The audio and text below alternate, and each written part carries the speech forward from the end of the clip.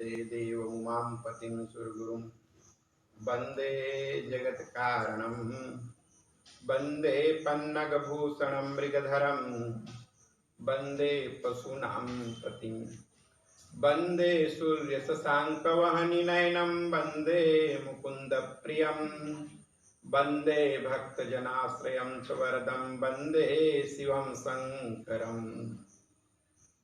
कल रविवार के दिन हमारे यहाँ कांकड़ी सूर्य ग्रहण भारतवर्ष में दिखाई देगा, जो पूर्ण रूप से ग्रहण के रूप में भारत में देखा जाएगा, जिसकी सूतक सूर्य ग्रहण के समय 12 घंटे पूर्व सूतक लग जाती है और चंद्र ग्रहण में 10 घंटा पहले ये सूतक लग जाती है। कल हमारे छत्तीसगढ़ में जो सूर्य ग्रहण है 10:35 से प्रारंभ होकर के 1:59 अर्थात 2 बजने में 1 मिनट कम रहेगी, तब तक ये सूर्य ग्रहण की अवधि मानी जा रही है। सूर्य ग्रहण में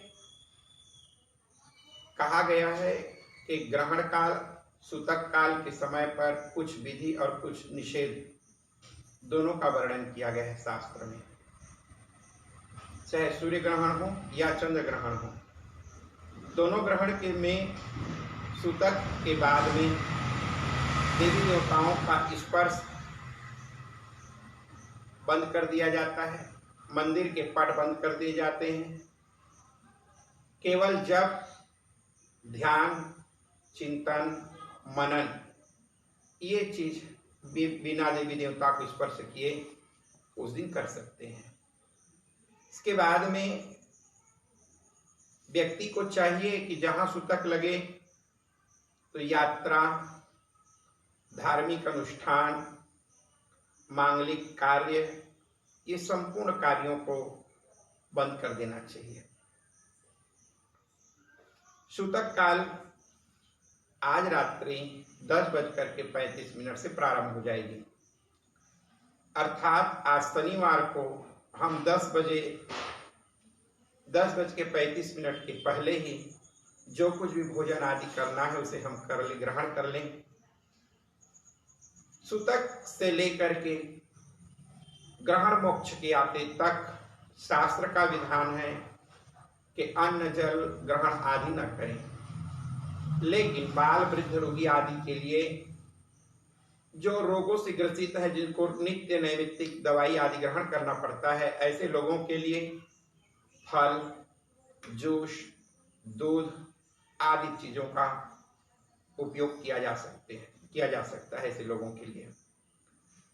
लेकिन जो व्यक्ति अगर पूर्ण रूप से स्वस्थ हो तो उसको चाहिए कि रात्रि 10:35 से लेकर के 1:59 रविवार दोपहर तक अगर हो सके तो पूर्ण रूप से निराहार रह करके ग्रहण काल में अपनी जप तप साधना को करें।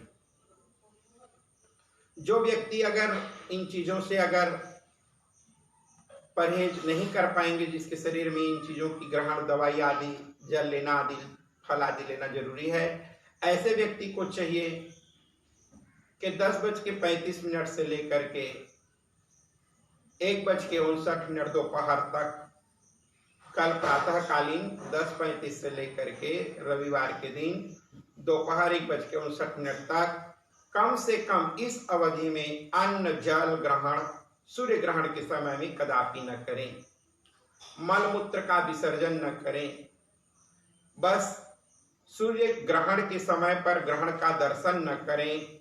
हो सके तो अपने आप को देवालय में या अपने घर में कहीं पर अंदर में बैठ कर के साधना काल में व्यतीत करना चाहिए। जितना हो सके, जिसका ग्रहण हो, चाहे सूर्य ग्रहण हो तो ओम ह्रां ह्रीं सूर्याय नमः इस मंत्र का जप करें। वैसे जीवन में नित्य नैमित्तिक जितने मंत्रों का हम जप करते हैं, वह अगर सूर्य ग्रहण के समय में अगर वो जप न किया जाए तो वह मंत्र मलिन हो जाता है। इसलिए जो नित्य नैमित्तिक हम मंत्र जप करते हैं उसको चाहिए कि उस संपूर्ण मंत्र को ग्रहण काल के समय में जरूर जप करते रहें। विशेष करके सूर्य के बीज मंत्र, सूर्य की गायत्री और गुरु मंत्र जितना अधिक से अधिक हो सके इन मंत्रों का जप जरूर करें। जो व्यक्ति ग्रहण काल में जिस मंत्र का अनुष्ठान के साथ जप करता है तो उसकी सिद्धि, उसकी शक्ति उस व्यक्ति के जीवन में प्राप्त होने लग जाती है। जो व्यक्ति अगर ग्रहण काल में इन नियमों का पालन नहीं करते तो शास्त्रों में यहां तक के कहा गया है कि 20 वर्ष पहले कलयुग आगे प्रवेश कर जाता है।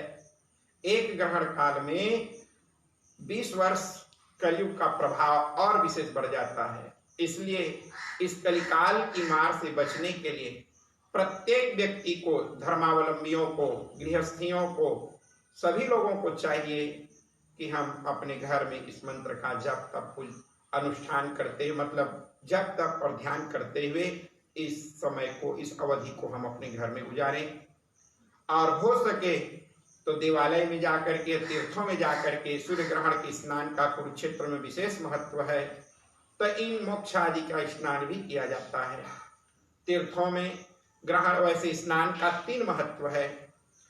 जिस समय पर ग्रहण स्पर्श हो, जिस समय पर मध्यकाल हो और जिस समय पर सूर्य ग्रहण का मोक्ष हो, ये 3 स्नान का विशेष महत्व दिया गया है। अगर हम 3 स्नान नहीं कर सकते तो कम से कम मोक्ष स्नान पूरे भारतवर्ष के हर लोगों को करना चाहिए। और उस दिन चाहिए कि बासी भोजन का उपयोग न करें। अगर बच जाए तो गाय, कुत्ते, बिल्ली आदि को दे करके नया भोजन स्नान करने के बाद घर की झाड़ू पोछा करके, गंगा जल छिड़क करके और शुद्ध भोजन बना करके भगवान को भोग लगाकर फिर उस प्रसाद को ग्रहण करें।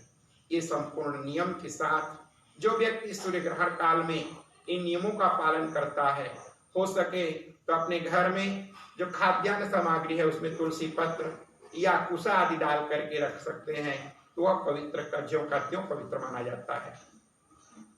इस प्रकार से ब्राह्मी गृह जो घर में ग्रहण काल के समय पर रख करके अगर जब तब साधना किया जाता है और ग्रहण मोक्ष के बाद उस गृह को अगर पान किया जाए तो मेधा शक्ति भी विशेष रूप से बढ़ती है। इस प्रकार से कई अनुष्ठान के जब तक शास्त्रों में बतलाया गया है। तीर्थ में स्नान का महत्व बतलाया गया है। अगर हम तीर्थ भी नहीं जा सकते लॉकडाउन के चलते, तो घर में ही अपना हम स्नान ध्यान, अपने जिस जल में स्नान करेंगे उसमें गंगा जल, तेल, उसी में आंवले का रस आदि डाल करके उस शुद्ध जल में गंगा मैया का आवाहन करके और अपने उस शरीर में डाल करके स्नान करके पवित्र होने। इस प्रकार से बहुत सारी विधि विधान है। जितना विधि विधान के साथ हम ग्रहण काल को अगर हम समयोचित रह करके एक जगह एक स्थान में बैठ करके, एक आसन में बैठ करके अगर हम ये अनुष्ठान को करते हैं तो जीवन में जितने भी रोगादि बाधा हैं, जितने भी ग्रहादि बाधा हैं, जितने भी आर्थिक आदि कई प्रकार के संकट, दुख, रोग आदि सब अपने आप दूर हो जाते हैं। इसलिए व्यक्ति को चाहिए कि इस ग्रहण काल का पूर्ण रूप से नियम पालन करते हुए अपने घर पर रह करके और साधना करें। बोलिए श्री कृष्णचंद्र भगवान की जय।